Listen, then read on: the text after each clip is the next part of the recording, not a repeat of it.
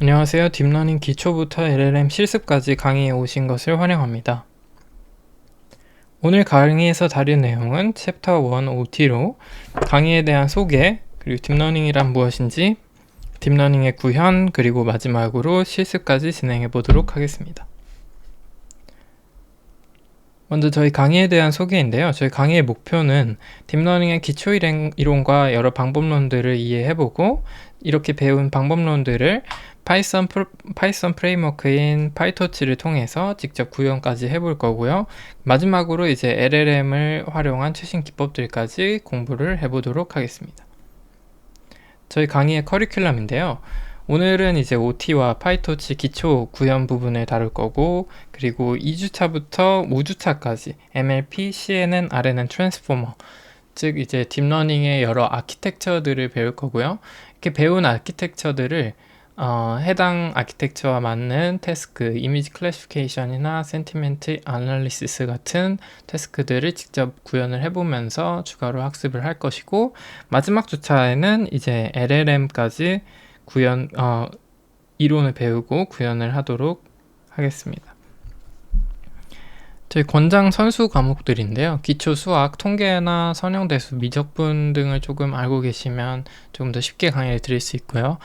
파이썬 프로그래밍, 넘파이나 판다스, 이 아주 기초적인 파이썬 프로그래밍은 아셔야 하고요. 그리고 넘파이나 판다스 같은 라이브러리들을 조금 다뤄보셨다면 더 도움이 되실 수 있습니다. 그리고 가장 덜 중요한 부분은 이제 머신러닝, 이제 획이나 분류에 관한 조금 알고리즘, 뭐 결정 트리라든지 SVM, 뭐 로지스틱 리그레션 이런 알고리즘들을 조금 알고 계시면 강의 수강에 조금 더 도움이 되실 수 있습니다. 자, 먼저 딥러닝이란 무엇인지에 대해서 좀 알아보도록 하겠습니다. 자, 먼저 용어에 대한 정리를 조금 해야 되겠죠. 저희가 사회적으로 사실 쓰이고 있는 용어가 너무 다양하고 많은데, 이런 것들을 조금 정리해 보는 게 좋겠죠. 그래서 저희가 넓은 의미에서 사용되고 있는 사회적인 용어들이 있는데요. 먼저 AI, 요즘에 AI라는 단어를 상당히 많이 쓰이는데, AI는 좀 넓은 의미에서 인간의 능력을 인공적으로 구현한 컴퓨터 프로그램이다 라고 이해를 하시면 됩니다. 그래서 저희는 인간은 문제가 주어졌을 때 그 문제를 반복적으로 해결할 수 있는 능력이 있고, 그를 통해서 학습할 수 있고, 추론, 지각 등을 할 수 있는데, 이런 능력을 컴퓨터 프로그램을 통해서 어떻게 모방을 해보겠다라고 하면은 그것은 다 AI다 라고 부를 수 있는 겁니다. 그리고 이제 데이터 사이언스 같은 경우에는 말 그대로 데이터 과학, 데이터로부터 지식을 추출하는 모든 과학적인 방법론들을 전부 총칭하는 용어이고요. 빅데이터는 이제 말 그대로 큰 용량의 데이터를 처리하는 기술을 말합니다. 그래서 대량의 데이터, 정형 또는 비정형 데이터를 분석하는 기술입니다. 정형 데이터란 뭐냐면, 저희가 이제 엑셀 아시죠? 엑셀에서 저장되어 있는 데이터의 형태를 생각하시면 됩니다. 태뷸러 데이터라고 표현을 하고요. 그래서 컬럼이 있고 그 컬럼에 해당하는 값들을 이렇게 표처럼 나타낼 수 있는 데이터들을 저희가 정형 데이터라고 하고요. 비정형 데이터의 경우에는 음악이나 뭐 이런 사진, 그림 이런 것들을 비정형 데이터라고 생각하시면 됩니다. 그래서 오디오, 이미지, 동영상, 그리고 텍스트까지 이런 우리가 정형 데이터의 형태로 표현할 수 없는 모든 데이터들을 이제 비정형 데이터라고 말을 합니다. 이런 것들 다 포함해서 큰 용량의 데이터를 분석하는 기술을 빅데이터라고 합니다. 그 다음에 이제 좀 더 중요하게 들어가서 좁은 의미로 사용되고 있는 학문적인 용어들에 대해서 알아볼 건데요. 이제 머신러닝 같은 경우에는 기계학습이라고도 하고요. 경험을 통해서 자동으로 개선되는 컴퓨터 알고리즘을 전부 다 저희는 머신러닝이다 라고 합니다. 그래서 컴퓨터가 학습할 수 있도록 하는 모든 알고리즘과 기술들이 머신러닝 안에 포함이 되고요. 예를 들면은 이메일이 있는데 그 이메일 중에 어떤 이메일이 스팸 이메일인지 분류를 하는 모델을 만들 수가 있겠죠. 그런 경우에는 우리가 그거를 이제 머신러닝 알고리즘을 통해서 구현을 할 수가 있습니다. 그래서 머신러닝 같은 경우에는 상당히 넓은 개념입니다. 그래서 데이터를 통해서 뭔가 컴퓨터 알고리즘을 개선해 나갈 수 있다라고 한다면 그거를 저희가 뭐 전부 다 머신러닝이라고 할 수가 있고요. 근데 예시를 조금 드리자면 저희가 리그레션이라든지 클래시피케이션 할 때 로지스틱 리그레션, 뭐 디시전 트리, SVM 이런 모델들을 제가 좀 콕 집어서 머신러닝 모델들이다라고 얘기를 하긴 합니다. 그리고 이제 딥러닝인데요. 저희가 이제 배울 내용이죠. 딥러닝 같은 경우에는 머신러닝 안에 부분 집합입니다. 그래서 머신러닝 중에 특별히 비선형 변환 기법의 조합을 이용한 모델들을 우리는 딥러닝이라고 표현을 합니다. 그래서 예를 들자면 요즘에 핫한 이제 LLM이라든지 챗GPT 이런 애들도 딥러닝 모델의 한 종류다라고 이해를 하시면 되겠습니다. 그 다음으로 이제 강화학습인데요. 강화학습 같은 경우에는 딥러닝과는 또 다른 이제 머신러닝의 한 부분 집합입니다. 근데 에이전트가 현재 상태를 기반으로 미래 보상을 최대화하는 행동 순서를 선택하도록 학습시키는 기법. 그래서 이런 기법들의 예시가 이제 알파고나 게임을 하는 컴퓨터 프로그램들 이런 애들이 대부분 이제 강화학습을 주로 사용을 합니다. 저희가 이제 이 강의에서 다룬 내용은 아니고요. 이 강화학습도 딥러닝과 연계돼서 요즘에 상당히 많이 쓰이고 있기 때문에 관심이 있으시면 따로 학습을 해보셔도 좋을 것 같습니다. 자, 이렇게 이제 벤 다이어그램으로 정리를 해볼 수가 있겠는데요. AI는 이제 인간의 대부분의 능력을 모방하려고 하는 모든 컴퓨터 프로그램을 의미를 하기 때문에 가장 넓게 이제 이렇게 표현이 될 수가 있을 것 같고, 머신러닝은 이제 그 중에서도 이제 데이터를 통해서 개선시킨다면 그것을 머신러닝, 그리고 딥러닝은 머신러닝 알고리즘들 중에서도 이제 비선형 변환 기법을 사용한 애들을 이제 딥러닝이다 라고 이해를 하시면 되겠습니다. 그래서 좀 한 줄로 정리를 해볼 수가 있을 것 같은데요. 딥러닝이란 이제 데이터를 통해서 아티피셜 뉴럴 네트워크, 인공신경망 모델을 학습시키는 기법이다 라고 이해를 하시면 되겠습니다. 자, 그러면 저희가 이제 모델이 뭔지에 대해서부터 조금 이해를 해봐야겠죠. 자, 모델은 저희가 데이터 과학에서 말하는 모델은 현상에 대한 가설이다 라고 이해를 하시면 좀 편하실 수 있습니다. 그래서 저희가 어떤 현상을 보고 저 현상에는 어떤 법칙이 있을 것 같아 라고 우리가 예측을 한다면 그거는 이제 가설을 세운다고 하잖아요. 그럴 때 이 가설을 세울 때 그 가설을 나타내는 식이 있을 수 있는데 그 가설을 나타내는 식을 우리는 하이포시스 펑션 H라고 얘기를 할 수 있습니다. 그래서 이런 가설식을 우리는 이제 좀 볼 건데요. 저희가 이제 수학이나 과학에서 연역적 모델을 본다면 수학이나 과학에서 말하는 이런 모델들은 이 식을 보시면 이 식은 어떻게 해서 제시가 됐을까요? 실험이나 증명, 우리가 가정을 하고 과학이나 수학에서는 엄격한 증명과 그런 사고 과정을 통해서 제시가 되잖아요. 그래서 그런 것처럼 연역적으로 이루어지는 모델들이 있습니다. 그래서 그런 것들을 우리는 이제 연역적 모델이라고 말을 할 수가 있고요. 이런 애들의 특징은 이제 실험 및 증명에 의해서 이제 검증이 되고, 그리고 증명된 가설들은 다시 한번 우리가 현상을 통해서 확인할 수가 있겠죠. 사과가 어떤 식에 따라서 떨어질 것 같아 라고 했는데 우리가 직접 그거를 관측할 수도 있잖아요. 그래서 그 관측했을 때 그 관측 결과가 저희가 제시한 가설과 맞아 떨어진다면 조금 더 저희 가설에 대해서 확신을 가질 수 있는 그런 구조인 거죠. 두 번째 형태가 어떤 것이냐면 연역적인 것과는 또 다른 건데요. 통계에서의 귀납적인 모델입니다. 그래서 귀납적 모델은 연역적 모델과 좀 반대되는 개념이다 라고 이해를 하시면 될 것 같습니다. 자, 예를 들어서 저희가 부모의 키와 자식의 키에는 선형적인 상관관계가 있다라는 가설을 세우고자 한다고 해봅시다. 그래서 이런 부모의 키가 이제 X축에 있고 자식의 키가 Y축에 있을 때 우리가 이런 선을 그릴 수 있다라는 얘기예요. 자, 그런데 이거는 어떻게 제시되고 검증될 수 있을까요? 여기서 나온 것처럼 이런 점들 하나하나가 다 데이터입니다. 그래서 이런 데이터를 보고 우리가 얘기를 할 수가 있는 거죠. 세상에 뭐 100만 명이 있어서 그 100만 명을 다 조사를 해봤더니 실제로 이런 선을 그릴 수가 있네 라고 한다면 그 저희가 제시한 모델이 검증이 되겠죠. 여기서 말하는 가사의 식은 어떻게 되냐면, 예를 들면 이런 식이 되겠죠. 부모의 키는 A 곱하기 자식의 키 더하기 B 더하기 에러, 이런 식의 직선의 식이 될 수가 있겠죠. 그래서 이런 것들은 전부 다 우리가 귀납적인 모델, 데이터를 통해서 제시 및 검증이 되는 모델이라고 하고요. 그래서 이런 모델에 주의해야 될 점이 있죠.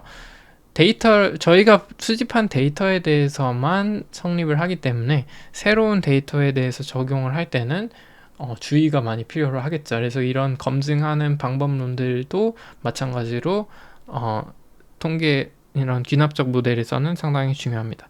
저희가 배울 딥러닝은 어떤 쪽에 해당할까요? 당연히 이제 통계의 귀납적 모델에 해당을 하겠죠. 데이터를 통해서 학습을 하기 때문에. 자, 그리고 이제 뉴럴 네트워크가 무엇인가? 뉴럴 네트워크가 이제 저희가 배울 딥러닝의 모델인데요. 딥러닝에서 이제 말하는 뉴럴 네트워크는 수많은 노드들을 비선형 결합 기법을 통해서 여러 층으로 연결시킨 모델 구조예요. 그래서 여기서 그림에서 보시는 이런 동그라미 하나하나가 저희가 노드 또는 뉴런이라고 부르는 건데요.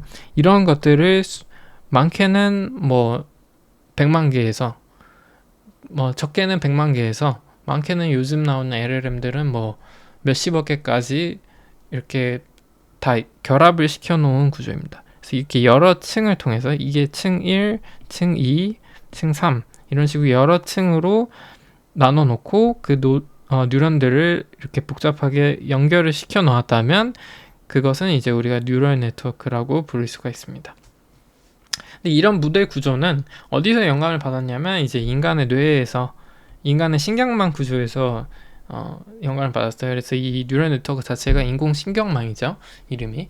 왜 여기서 이제 영감을 받았냐라고 하냐면 이제 AI가 결국에는 인간의 능력을 모방하고자 하는 거잖아요. 근데 인간의 뇌에서 하는 것들을 모방을 하려고 하는 건데, 그 뇌의 구조가 이런 뉴런들이 여러 층으로 복잡하게 연결되어 있는 구조를 따르기 때문에 이 구조에서 착안을 해서 비슷한 형태의 모델을 만들면 얘가 성능이 좋지 않을까라고 이제 영감을 받은 거죠. 실제로 성능이 되게 좋은 모델이죠. 그래서 뉴럴 네트워크는 그렇게 이해를 하시면 되고요. 그 다음에 이제 머신러닝과 딥러닝을 좀 구분을 할 필요가 있는데요. 머신러닝 같은 경우에는 먼저 이제 제가 이제 딥러닝은 머신러닝의 한 부분 집합이라고 했죠. 그래서 이런 구분은, 여기서 하는 구분은 이제 머신러닝 중에서도 머신러닝의 옛날 알고리즘, 딥러닝 제외하고 머신러닝의 예전 알고리즘, 고전적인 알고리즘들을 지칭하는 때 머신러닝이라고 하기도 합니다. 그래서 그런 고전적인 알고리즘들은 딥러닝하고는 조금 다른 양상을 보이는데요. 자, 여기서 예시를 통해서 좀 볼 수가 있는데, 이런 비정형 데이터가 주어졌다고 할게요. 자, 비정형 데이터는 아까 뭐라 했죠? 이제 이미지나 텍스트 이런 태블러 형태로, 엑셀 형태로 나타낼 수 없는 데이터들을 비정형 데이터라고 한다 했죠. 이렇게 이미지도 마찬가지로 비정형 데이터입니다. 그래서 이런 이미지가 주어졌을 때 이 동물의 이미지가 이제 어떤 동물인지 분류를 하는 모델을 만든다고 해볼게요. 그래서 여기서는 이제 고양이 사진이기 때문에 고양이로 분류를 해야지 모델이 잘 분류를 했겠죠. 자, 그 다음에 이거를 이제 모델링을 하려고 할 때 고전적인 머신러닝 모델을 사용을 한다고 해봅시다. 그랬을 때 이 모델들은 이 비정형 데이터를 직접 처리할 수 있는 형태가 아니에요. 그래서 이 비정형 데이터를, 예를 들면 이 비정형 데이터는 데이터의 형태로 따지자면 높이가 있고 가로가 있고 이미 채널이 있는데, 이런 형태의 이제 어레이로 표현이 되는 데이터인데 이거를 직접 모델의 입력으로 넣을 수가 없다는 얘기예요. 자, 그렇기 때문에 여기서 하는 방법은 이렇습니다. 이 이미지에서 우리가 유용해 보이는 피처들을 추출을 해요. 예를 들어서 이 고양이의 사진에는 귀가 있고 털 색깔이 있겠죠.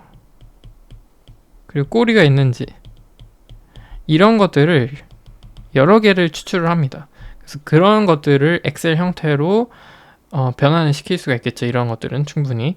그래서 그 데이터를 가지고 다시 모델에 입력으로 주면은 그것이 이제 고전적인 머신러닝에서 하는 형태입니다. 그래서 피처 익스트랙션이라는 과정을 한번 거친다 라고 이해를 하시면 되겠습니다.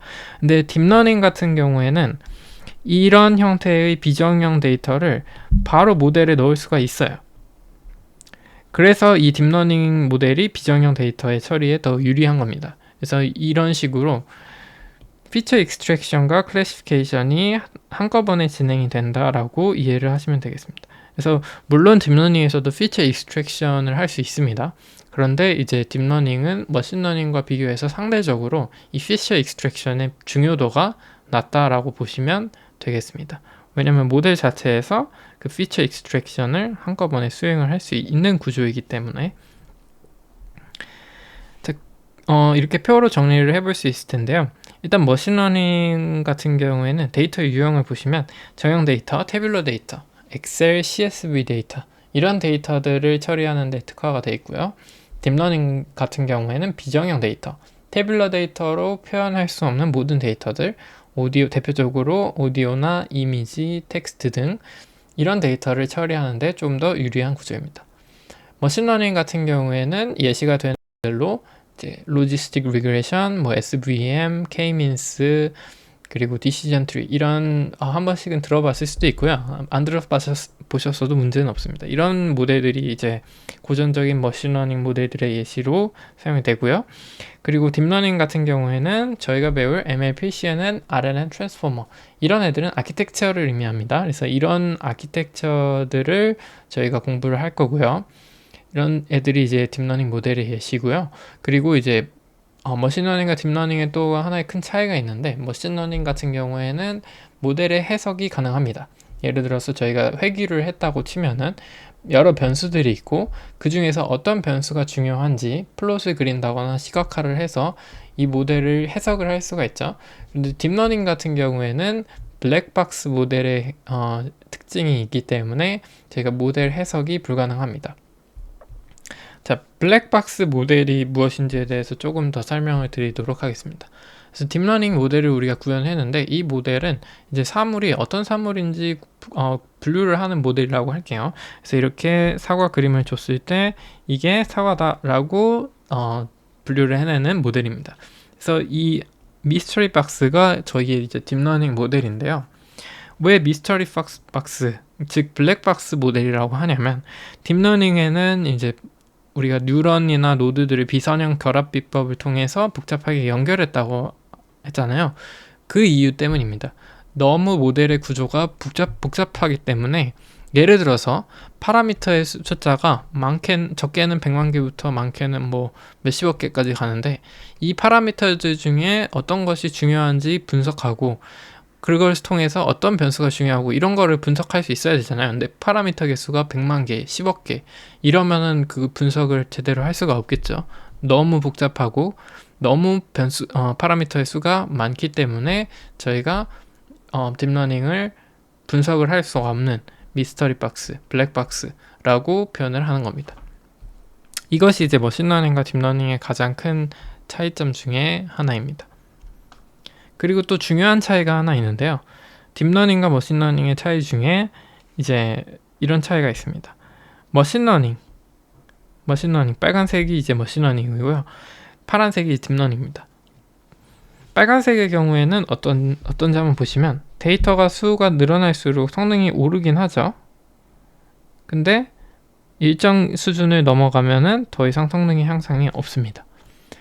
그리고 이제 딥러닝 같은 경우에는 데이터가 많으면 많을수록 성능이 꾸준히 향상이 되겠죠.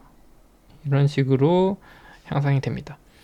그래서 딥러닝과 머신러닝의 고전적인 머신러닝의 가장 큰 차이는 저희가 이제 스케일링 러라고 하는 것이 있는데요.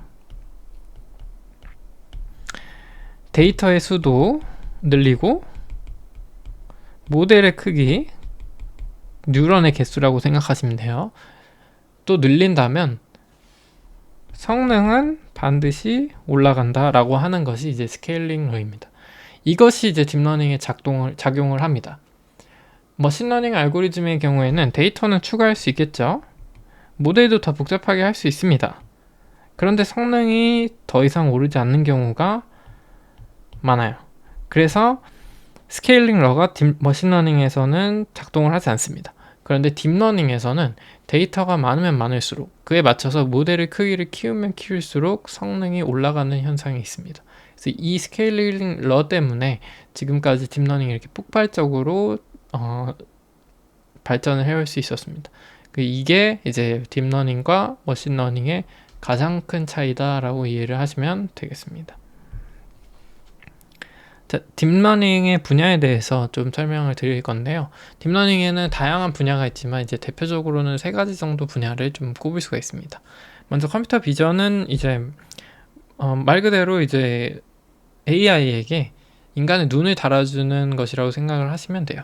그래서 인간이 시각적으로 할 수 있는 모든 능력들을 이제 모델을 통해서 구현을 하고자 하는 거고요.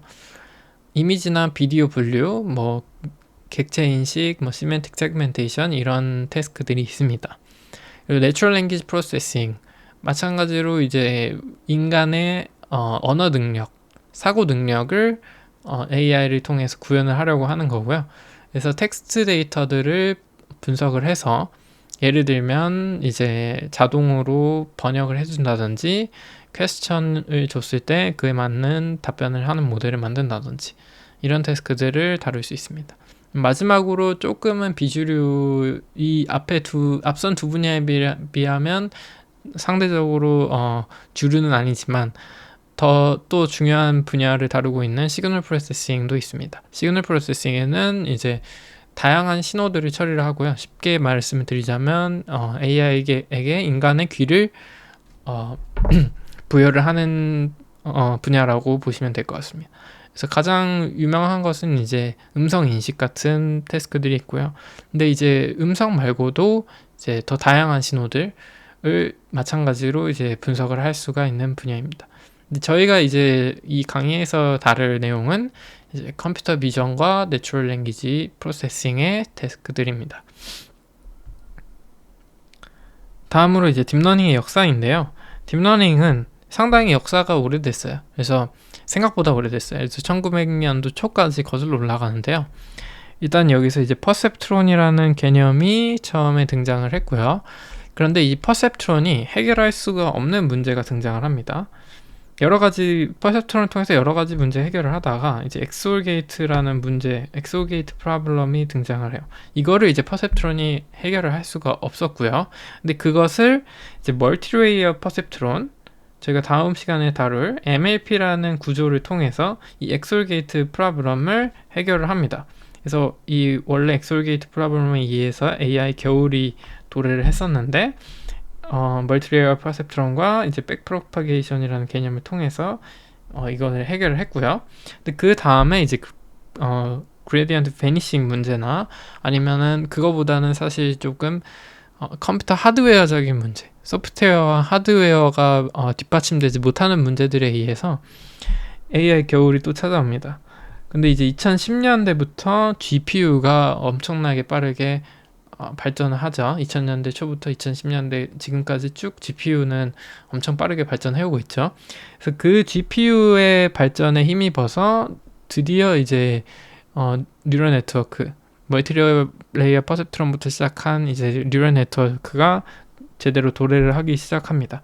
저희가 강의에서 배운 내용은 이제 2010년대 이후부터 어떻게 딥러닝 모델 구조들이 발전해왔는지 배울 거고요. 그리고 이 AI 딥러닝을 공부하실 때 이런 역사적인 내용에 대한 배경을 이해하는 것이 상당히 중요합니다. 그래서 2010년대 이후부터 어떤 식으로 딥러닝이 발전되어 왔는지 그런 것도 저희 강의에서 필요할 때마다 제가 부분 설명을 드릴 예정입니다. 다음으로 이제 딥러닝의 구현인데요. 자, 딥러닝의 구현을 하기 위해서 어떤 것들이 필요한지 한번 생각해 봅시다. 근데 이제 딥러닝에서 가장 많이 사용되는 연산이 무엇인지부터 알아야겠죠? 그 중에 하나가 이제 바로 이 매트릭스 멀티플리케이션입니다.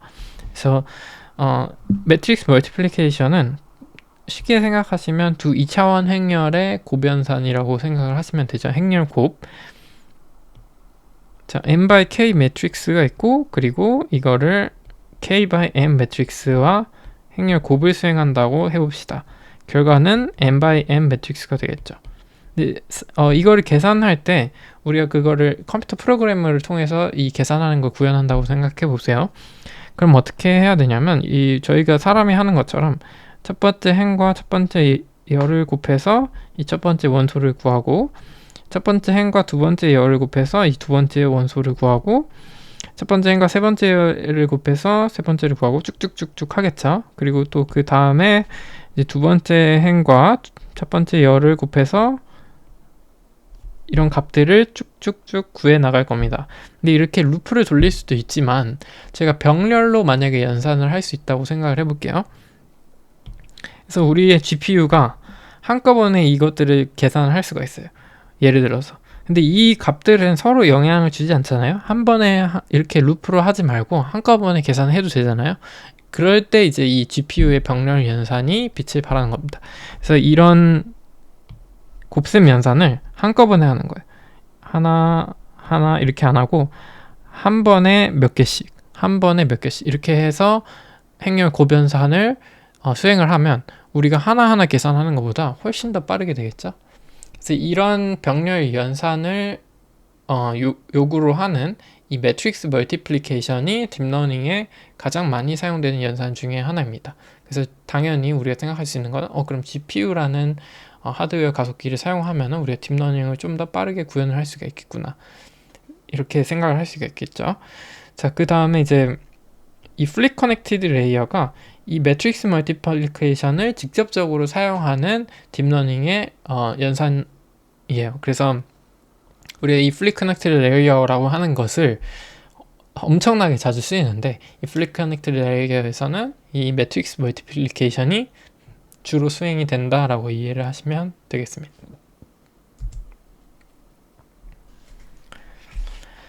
자, 그러면 저희가 이제 한 가지 알고 있는 것이 이제 매트릭스 멀티플리케이션과 같은 병렬 연산을 통해서 가속화될 수 있는 연산을 지원할 수 있는 하드웨어를 이용을 하면 우리가 딥러닝을 훨씬 더 빠르게 구현할 수 있다라는 것을 일단 알았죠. 물론 CPU로도 구현을 할 수는 있습니다. 근데 속도가 느릴 뿐이에요. 자, 그래서 그런 병렬 연산을 지원하는 하드웨어 가속기들이 있는데요. 가장 대표적인 것이 이제 엔비디아의 GPU, 그리고 이제 엔비디아의 GPU가 이렇게 성공적으로 딥러닝을 견인하고 나서 다른 회사들도 이제 하드웨어 가속기, 딥러닝 학습용 하드웨어 가속기들을 많이 만들기 시작했어요. 이 GPU는 처음부터 딥러닝을 위해서 만들어진 건 아니죠.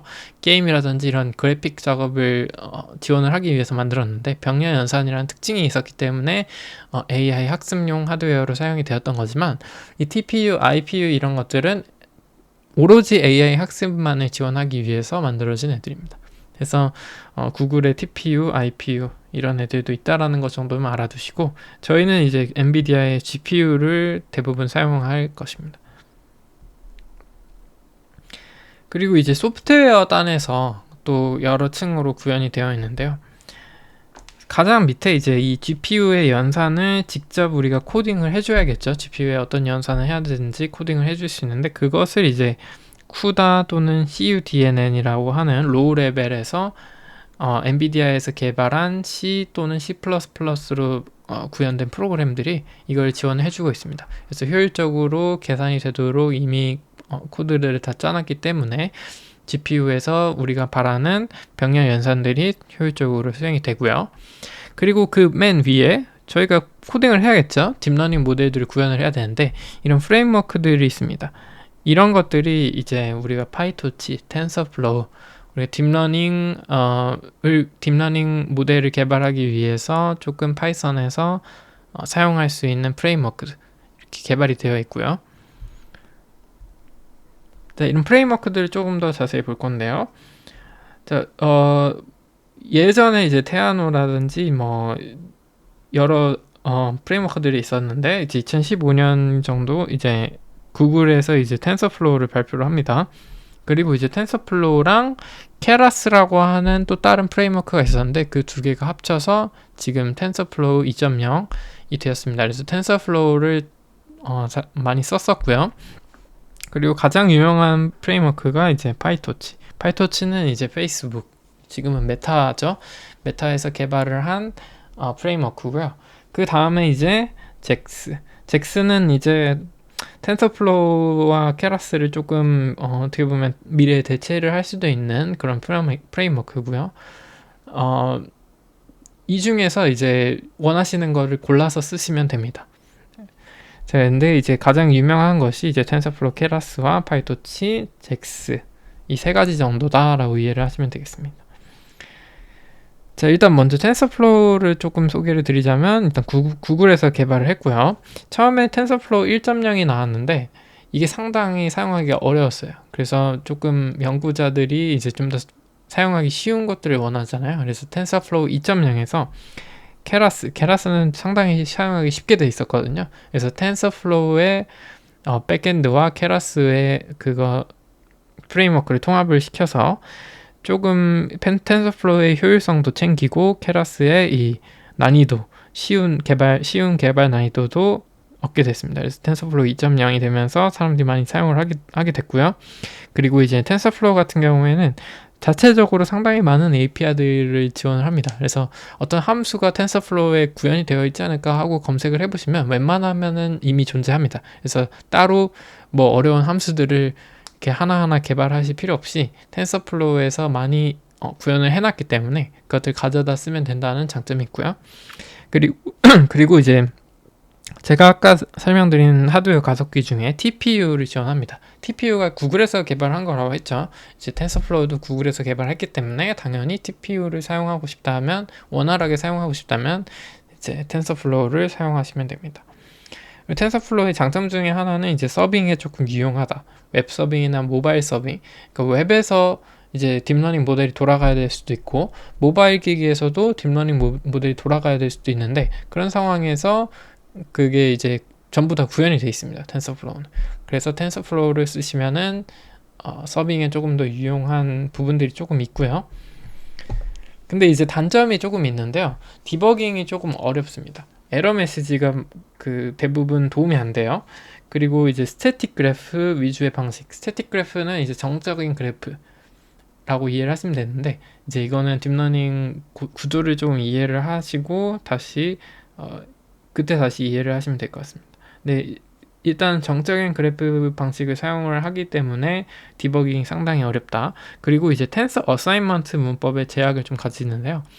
이런 식의 문법이 안 돼요. 근데 이거는 넘파이를 조금 써보신 분들이라면 이런 것들을 상당히 많이 사용을 하죠. 그래서 이 마스크는 불리한 값들을 지정을 해주고 그 값들을 어떤 밸류들을 지정을 해준다라고 하면은 우리가 그게 되잖아요. 그리고 어떤 인덱스들을 리스트로 지정을 해놓고 그 안에 어떤 밸류들을 넣어줘 라고 넘파이에서 하면은 그게 되잖아요. 근데 그런 문법이 안 됩니다. 이거를 구현하려면 상당히 좀 복잡한 문법을 좀 공부를 하셔야 돼요. 그리고 또 텐서를 불리안으로 하거나 파이썬 if 조건문 실행하거나 파이썬에 루프를 하거나 이런 파이썬 친화적인 그 문법들이 안 되는 경우가 많습니다. 그래서 tf 컨디션, tf while 이런 또 복잡한 문법을 또 공부를 하셔야 될 수가 있습니다. 이런 것들이 왜 그러냐면 다 스태틱 그래프 방식을 선택을 했기 때문에 그렇습니다. 그 다음에 이제 파이토치인데요. 메타에서 개발을 했고 다이나믹 그래프, 동적 그래프 방식이죠. 좀 더 유연한 코딩이 가능합니다. 자, 스태틱 그래프와 다이나믹 그래프의 좀 차이를 말씀드리자면 스태틱 그래프는 미리 그래프를 정의시켜 놓고 그 정의시켜 놓은 그래프를 계속해서 반복시켜서 사용하는 거고요. 다이나믹 그래프 방식은 코드에서 만약에 루프를 돈다고 하면 그 루프가 돌 때마다 그래프를 생성을 해서 그 생성된 그래프를 실행을 한다라고 보시면 되겠습니다. 그래프는 아직 저희가 딥러닝의 구조를 배우지 않았기 때문에 이해가 안 되셔도 상관이 없습니다. 자, 크로스 프레임워크 컴피터빌리티가 우수한 장점이 있는데요. 이거는 이제 프레임워크들이 여러 개들이 있는데 우리가 파이토치만 사용을 하는 건 아닙니다. 파이토치 외에도 더 다양한 프레임워크들을 사용을 할 때가 있는데요. 그런 것들과 파이토치가 조금 더 호환이 잘 되는 부분들이 있습니다. 그래서 개발할 때 훨씬 편한 부분들이 있고요. 그리고 파이토치의 가장 큰 장점 중에 하나죠. 서드 파트 라이브러리들이 대부분 파이토치 친화적으로 구현이 되어 있습니다. 저희가 허깅 페이스라든지 TIMM 같은 라이브러리들은 상당히 자주 쓸 수가 있는데요. 이런 라이브러리들이 파이토치 기반으로 작성이 되어 있는 경우가 많기 때문에 이런 라이브러리들을 사용을 하실 때는 좀 더 파이토치가 많이 편합니다. 그리고 파이토치 2.0 이상으로 넘어가면서 스태틱 그래프랑 비슷한 부분들을 많이 채용을 했어요. 그래서 이런 스태틱 그래프의 장점은 뭐냐면 우리가 그래프를 미리 정의해 두기 때문에 최적화를 하기가 좀 더 쉽다라는 부분들이 있는데, 그런 것들을 파이토치에서 채용을 해서 속도가 조금 더 빨라졌습니다. 그리고 텐서플로우에 비해서 자체적으로 지원되는 AP가 다양하지는 않아요. 하지만 이 부분을 이제 서드파티 라이브러리들을 통해서 보충을 할 수가 있는 거죠. 그래서 좀 비교를 해보자면 텐서플로우와 파이토치 가장 많이 사용되는 두 개의 프레임워크고요. 그 중에 이제 어떤 거를 선택해야 되나 이제 고민을 하시는 분들을 위해서 좀 비교를 해드리자면, 이제 텐서플로우는 구글, 파이토치는 메타에서 개발했고요. 그래프 방식은 이제 텐서플로우는 스태틱 중심, 파이토치는 다이나믹 중심. 이것이 무엇인지는 지금은 이해 못해서도 상관이 없습니다. API 레벨은 하이 플러스 로우, 그리고 파이토치는 로우. 그러니까 텐서플로우에서 하이 레벨 API라는 거는 저희가 이제 케라스와 통합을 했는데, 케라스는 하이 레벨 API를 주로 지원했습니다. 하이 레벨 API라는 거는 유저가 뭔가 코딩을 할 필요가 없다는 얘기예요. 우리가 뭐 이미지 분류를 구현을 하고 싶은데 그게 이미 케라스에서 다 구현을 해놨기 때문에 그 코드를 몇 줄만 갖다 쓰면은 바로 되는 방식, 그런 방식을 우리가 하이 레벨 API라고 합니다. 그런 식으로 되어 있기 때문에 텐서플로우에서는 하이 레벨 플러스 로우 레벨 API로 되어 있고요. 파이토치는 이제 로우 레벨 API를 지원하지만 이거를 이제 서드 파티 라이브러리들과 합치면은 이제 또 하이 레벨 API도 사용을 하실 수 있습니다. 그리고 이제 생태계 같은 경우에는 텐서플로우는 이제 산업 중심, 서빙 쪽이 아직은 텐서플로우가 조금 더 강하기 때문에 지금은 서빙하거나 이제 실제 산업에서 쓰이는 것에 이제 수요가 좀 크고요. 파이토치 같은 경우에는 개발이나 연구 쪽에서 수요가 큽니다. 왜냐하면 이제 서드파티 라이브러리도 그렇고 뭔가 문법이 조금 더 쉽기 때문에 그런 부분들이 있습니다. 그래서 이 중에 어떤 것을 선택해야 될지 잘 모르겠다 하시는 분들은 제가 말씀드린 것들을 좀 참고하셔서 결정하시면 될 것 같고요. 그리고 결정적인 거는 지금 요즘의 추세에 따르면 이제 텐서플로우가 상당히 점유율이 떨어져 가고 있습니다. 그래서 앞으로 이거는 더 떨어질 것 같다라는 제 개인적인 생각이고요. 그래서 만약에 지금 당장의 파이토치와 텐서플로우 중에 하나를 골라야겠다라 하시는 분들은 이제 파이토치를 조금 더 추천해 드립니다. 물론 텐서플로우를 기존에 하셨던 분들도 문제는 없습니다만, 이제 파이토치와 텐서플로우 중에 이제 앞으로를 봤을 때는 파이토치가 조금 더 유용한 부분이 많다. 저 같은 경우에는 텐서플로우로 입문을 했고 파이토치도 공부를 했습니다. 그래서 두 개 다 하는 경우도 상당히 많고요. 근데 파이토치를 하면 장점은 파이토치를 할 줄 아시면 텐서플로우를 모르셔도 상관없습니다. 근데 이제 텐서플로우를 하시게 되면 높은 확률로 이제 파이토치도 같이 공부를 하셔야 될 가능성이 높습니다. 그래서 저희 같은 경우에는 이제 파이토치를 사용을 해서 구현을 할 거고요. 그리고 저희 코딩 환경, IDE 환경을 또 소개를 드리자면, 저희는 이제 캐글 노트북을 사용을 할 것입니다. 그래서 이런 UI를 가진 이제 IDE고요. 캐글이라는 사이트에 회원 가입만 하시면 이제 캐글 노트북으로 사용을 하실 수가 있습니다. 왜 캐글 노트북을 사용을 하냐면 이제 장점이 여러 가지가 있는데요. 당연히 무료 리소스를 제공을 해주고요. CPU, GPU, TPU 런타임이 무료로 제공이 되고요. 그리고 캐글 데이터셋, 그리고 캐글 데이터셋이 디스크 스페이스와 제약 없이 연동이 되기 때문에 저희가 데이터 문제를 조금 해결할 수가 있습니다. 그리고 이제 런타임 인바이러먼트 고정이 가능하기 때문에 제가 일일이 환경을 조절하지 않고도 여러분들이 그때그때 바로바로 결과를 실행시켜서 보실 수 있고요. 저장된 노트북들은 이 런타임 인바이러먼트 고정 기능 때문에 항상 동일하게 실행이 됩니다. 그리고 모든 버전과 아웃풋들이 영구적으로 서버에 저장이 되기 때문에 상당히 공부하실 때 유용하게 사용하실 수 있고요. 커밋을 하시면은 인터넷 연결 상관없이 그 코드들이 다 실행되고 나면 결과가 서버에 저장이 됩니다. 그리고 공유 및 협업 기능도 있어서 상당히 유용한 플랫폼입니다. 그래서 왜 구글 콜앱이 사실은 되게 자주 쓰이죠. 근데 구글 콜앱이 아닌 Kaggle 노트북을 사용할 이유를 조금 표를 통해서 보여드리자면, 일단 인스턴스 종류 같은 경우에는 Kaggle 쪽이 조금 더 좋습니다. 그래서 P100이 T4 GPU, 여기 나온 P100 GPU가 T4 GPU보다 훨씬 빠르고요. 엄청나게 빠른 건 아니지만 P100 가지고도 대부분의 토이 프로젝트들은 구현을 하실 수 있습니다. 그리고 이제 사용량 제한 시간을 보시면 Kaggle 노트북 같은 경우에는 주에 30시간, 그리고 TPU는 주에 20시간. TPU는 저희 같은 경우에는 사용을 하지 않을 것 같고요. 근데 이제 콜앱 같은 경우에는 한 번 연결했을 때 하루에 3시간에서 6시간. 뭐 조금 계산해보면은 콜앱과 Kaggle 노트북의 사용 제한 시간이 거의 비슷하다는 걸 아실 수 있죠. 근데 런타임 제한 시간, 한 번 연결했을 때 얼마나 그 시간이 가느냐. 그래서 런타임 제한 시간이 넘어가면은 작업했던 게 다 사라집니다. 그래서 그 시간, 런타임 제한 시간이 Kaggle 같은 경우에는 9시간으로 딱 정해져 있고요. 콜앱은 시간마다 때에 따라 다른데 3시간에서 6시간 사이입니다. 그리고 램과 디스크 스페이스도 특히 램 부분에 있어서 Kaggle이 훨씬 더 많은 걸 알 수 있고요. 이 램도 12기가는 너무 작습니다. 저희가 프로젝트를 할 때 12기가보다 더 넘어가는 경우가 상당히 많은데 콜앱은 제한되는 게 상당히 많고요. 입출력이 또 Kaggle 데이터셋 같은 경우에는 거의 대부분의 데이터셋이 이미 다 Kaggle 데이터셋에 있다라고 생각하시면 됩니다. 그래서 저희가 그때그때 필요한 데이터셋을 다운받을 필요가 없이 Kaggle 데이터셋과 연동시켜서 그때그때 바로 입출력으로 사용하시면 되고요.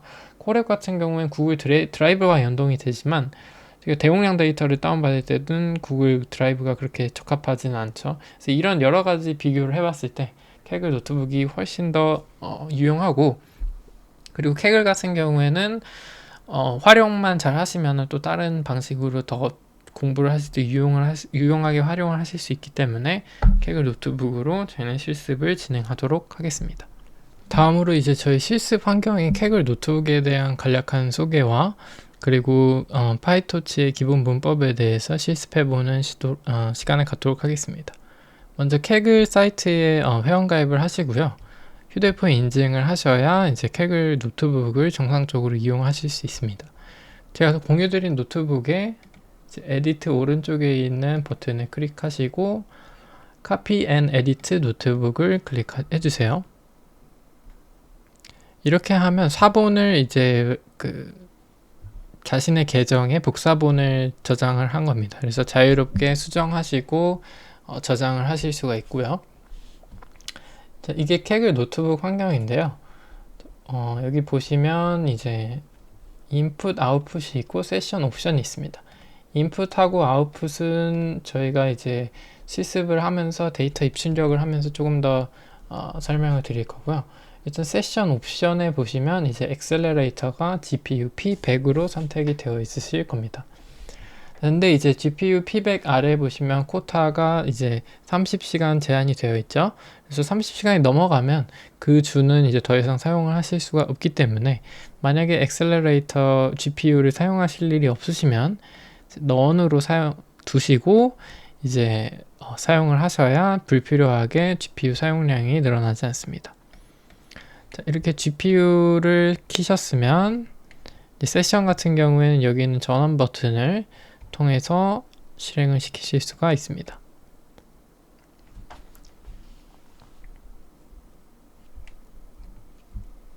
자, 조금 기다리시면 이제 세션이 실행이 되셨다는 거를 아실 수가 있고요.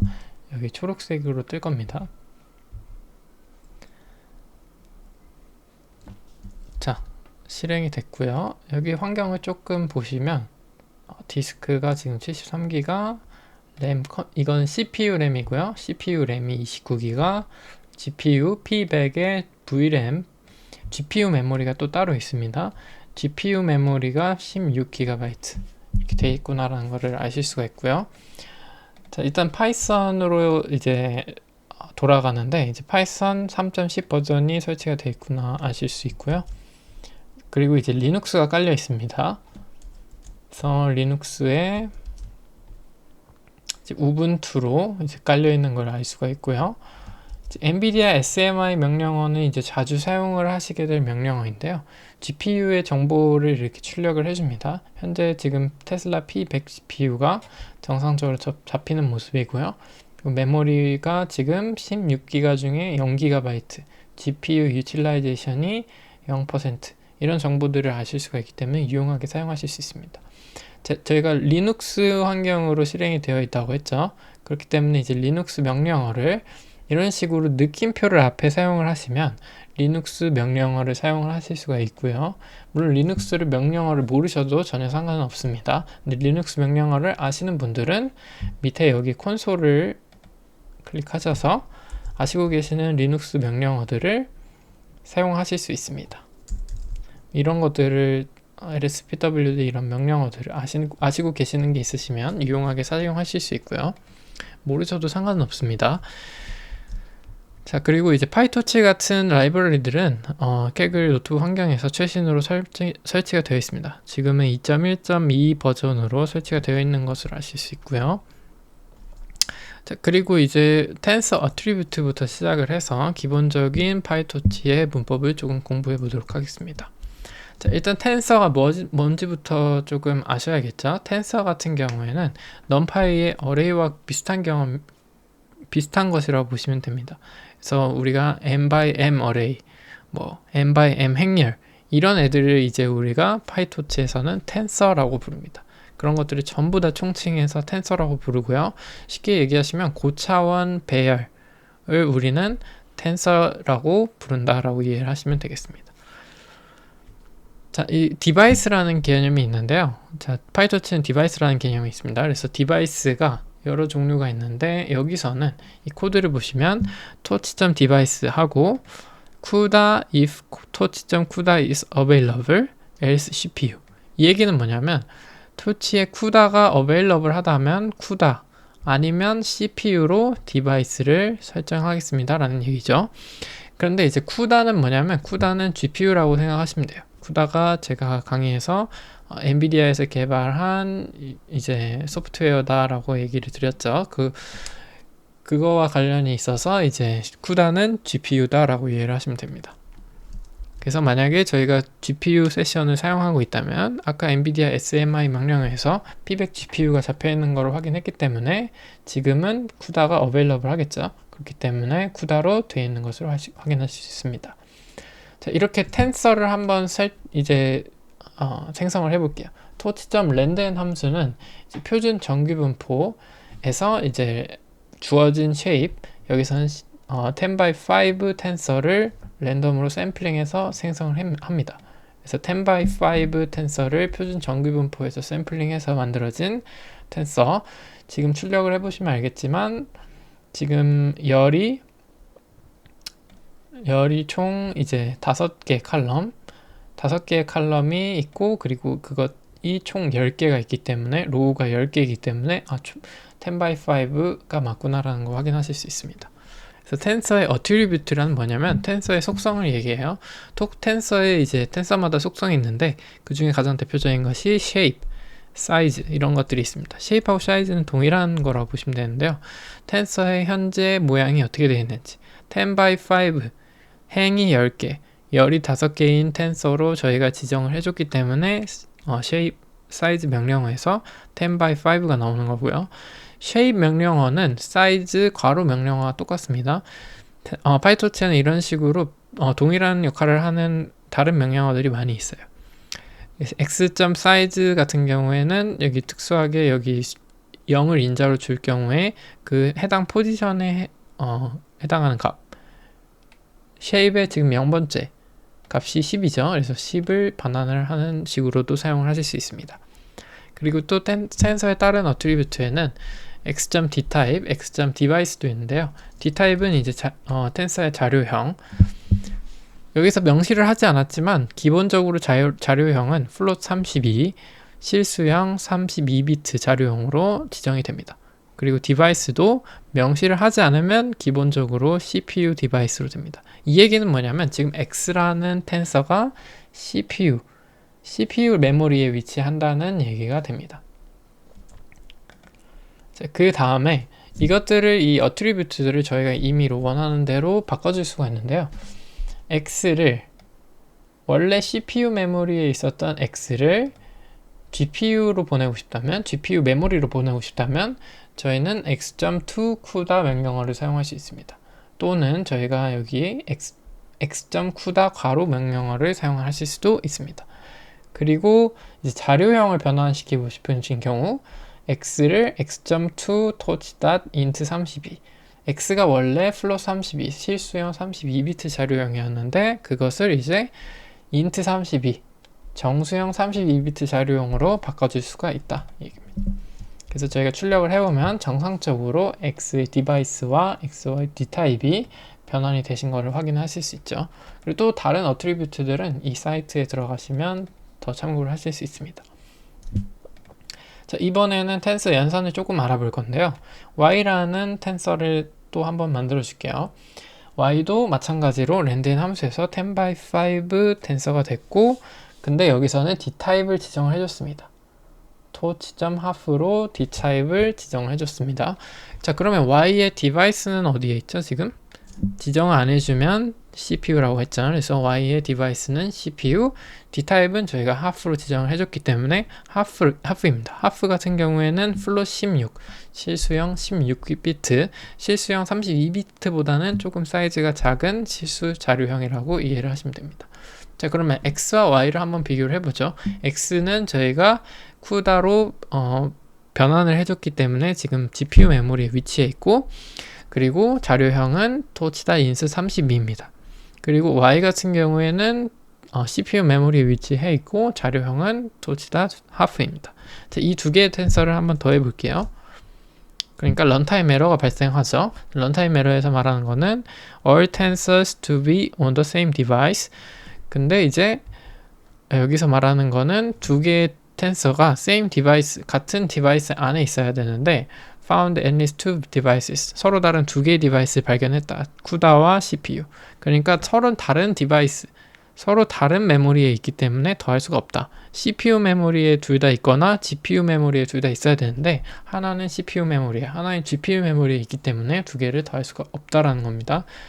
그래서 우리가 이 문제를 해결해 주기 위해서 Y를 CUDA로 보내줄게요. y.CUDA로 하면 Y는 CPU 메모리에서 GPU 메모리로 이동을 합니다. 자, 그러고 나니까 X와 Y를 더하니까 더해지죠. 근데 여기서 신기한 게 하나 있는데요. X의 자료형은 뭐였죠? X의 자료형은 int32였습니다. 그리고 Y의 자료형은 뭐였죠? torch.half, torch.float 16으로 저희가 지정을 해줬죠. 그런데 이 두 개를 더하니까 결과는 torch.float 16이 되죠. 근데 파이썬에서 저희가 자동 형 변환이 있죠.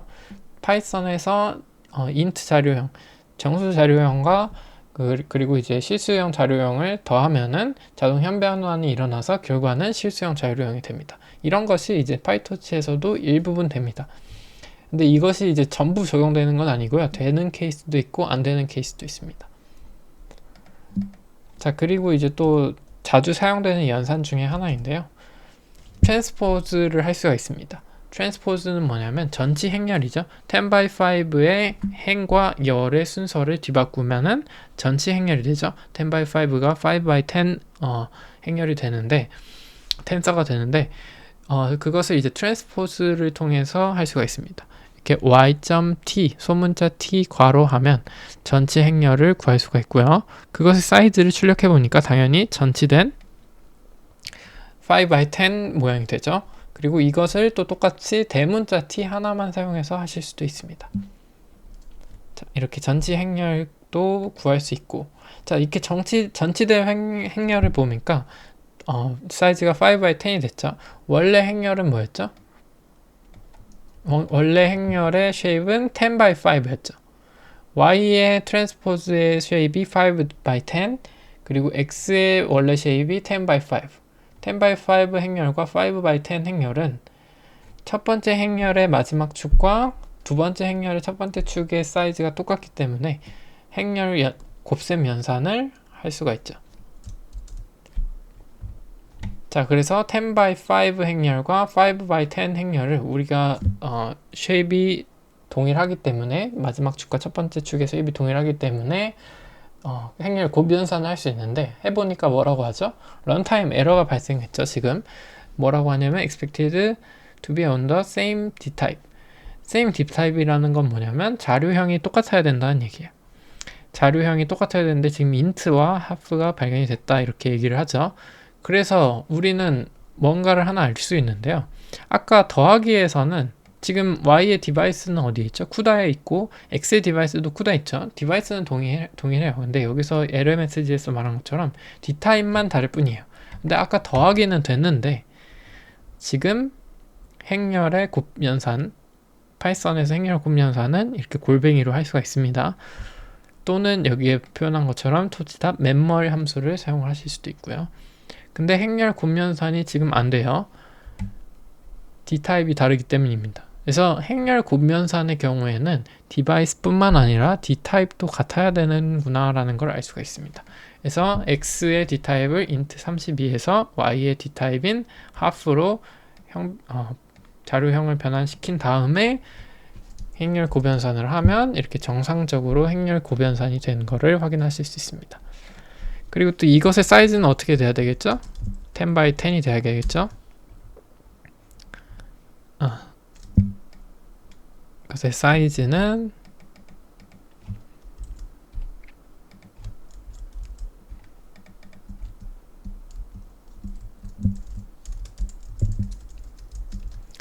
이렇게 10 by 10이 된 것을 확인하실 수 있습니다. 자, 이렇게 행렬 곱연산을 할 때는 디바이스와 d타입, 어트리뷰트들이 다 동일해야 된다는 걸 알 수가 있어요. 이때 좀 중요한 포인트가 있는데요. 딥러닝에서 가장 자주 사용되는 연산이 제가 행렬 곱연산이라고 했죠. 그럼 파이토치에서 딥러닝 모델을 구현할 때, 연산을 할 때 좀 중요한 포인트는 무엇일까요? 연산을 하는 텐서들의 어트리뷰트들이 전부 다 동일해야 돼요. 그래서 아닌 경우도 있을 수 있지만 가급적이면 되도록 다 동일하게 맞춰줘야 된다는 겁니다. 그래서 만약에 어떤 모델이 CPU 디바이스, CPU 메모리에 위치했다면 입력과 출력 전부 다 CPU 메모리에 있어야 되는 거고, GPU 메모리에 있다면 전부 다 GPU 메모리, 이런 식으로 어트리뷰트들이 동일하게 맞춰져 있어야 합니다. 자, 다음으로 이제 CPU와 GPU 연산 속도에 대해서 조금 알아볼 건데요. 자, CPU는 제가 여기 CPU 함수를 만들어뒀는데요. 이 함수에서는 이 컨텍스트 매니저를 통해서 read라는 거는 이제 아래는 토치점 디바이스 CPU를 사용하라는 거겠죠. 그래서 아래의 연산들은 CPU로 실행할 건데 뭘 할 거냐면 랜덤 이미지를 생성을 하겠습니다. 그래서 랜덤의 이미지는 토치점 랜덤 함수에서 이런 형태를 가진 텐서 100by 3by 100by 100의 형태를 가진 랜덤한 이미지를 만들어줘. 왜 이게 이미지냐면 이미지와 동일한 모양을 가지고 있어요. 이게 이제 배치 사이즈, 그러니까 100개의 이미지라는 거고요. 3은 RGB 채널의 축이고요. 100은 이제 높이, 그리고 뒤에 따라오는 100은 이제 너비가 됩니다. 이렇게 랜덤한 이미지 100장을 생성을 했는데요.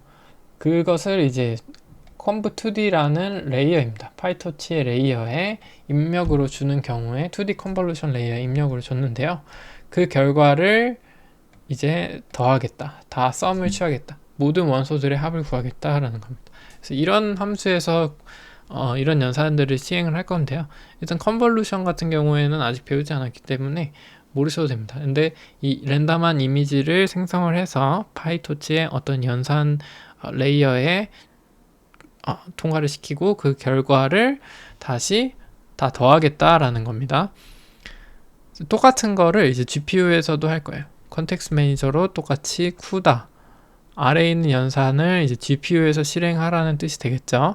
똑같은 걸 할 건데 GPU에서 해라 라는 겁니다. 자, 이것을 이제 시간을 한번 측정을 해볼 건데요. 자, 각각 3번씩 반복을 시켰습니다. 위에 3번은 CPU의 연산이고요. 아래 3번은 GPU 연산입니다. CPU는 1.5초, GPU는 첫 번째에서 0.3초, 두 번째로 가니까 0.004초. CPU랑 비교해서 훨씬 더 빠르죠. 자, 근데 이제 GPU의 첫 번째 이터레이션하고 두 번째 이터레이션은 좀 차이가 있죠. 첫 번째 이터레이션에는 GPU에서 이제 우리가 메모리나 이런 것들을 다 고려를 해야 되기 때문에 그 오버헤드가 있어요. 메모리에 다 GPU 메모리에 위치시키고 이런 것들 실행시키니까 미리 우리가 좀 사전 작업을 해둬야 되는데 그것을 하는 시간이 오버헤드가 되고 그 시간이 이만큼 추가로 걸린 겁니다. 근데 그 사전 작업을 한 번 하고 나면은 두 번째, 세 번째 할 때는 더 할 필요가 없기 때문에 두 번째, 세 번째부터는 훨씬 더 빠른 모습을 볼 수가 있습니다. 자, 여기서 알 수 있는 것은 뭐죠? 제가 말씀드린 대로 딥러닝에서 사용되는 여러 연산들은 병렬 연산을 통해서 효율적으로 가속화가 될 수 있는데 그것을 효과적으로 지원하는 것이 GPU이다. 그래서 CPU에서보다 GPU가 훨씬 더 딥러닝 구현을 효율적으로 할 수 있다라는 결론을 내릴 수가 있습니다. 자, 오늘 강의는 여기까지입니다.